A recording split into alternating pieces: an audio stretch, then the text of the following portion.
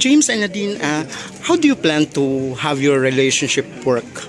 Kasi di ba mahirap, di ba? So, pag sinasabi nila pag magka-love team na nagmamahalan din sa totoong buhay, mahirap yung, alam mo yun, may mga challenges, lalo pag showbiz kayo pareho. How do we expect to make it work? Well, we've been friends now for 2 years. We work almost every day together. And we never fight. We only had one. We only had one fight. Oh, kailan yan? Because... Premiere night. It was the only time. 1-5. And Ayoko na maulit.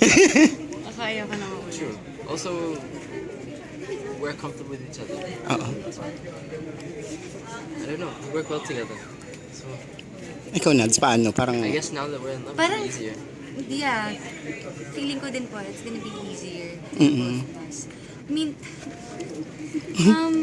hindi ko po alam kasi wala naman Walang formula, there will be oo. challenges, but then kaya naman namin yung 2 years and then wala namang mahirap sagutin Oo. eh. Oo nga, no? Kasi I don't think James, sabi ni Brett, nagbago ka na raw, hindi ka na raw gumigimik. That's true. Dahil ba kayo na din yun? Or ano ba, parang... No, dahil sobrang puyat ako. yeah. Ganun lang. I would have, but You still do sometimes. sometimes, Sometimes. but not like Nakakapag-date na ba kayo? Nang kayong dalawa lang? very rarely. When was the last time? The last time that we went on a date. Date. February. Oh, Valentine's Day. Actually, Valentine's Day. Yun lang yun. Yun lang. Nang wala kayong kasama, kayong dalawa. Wala.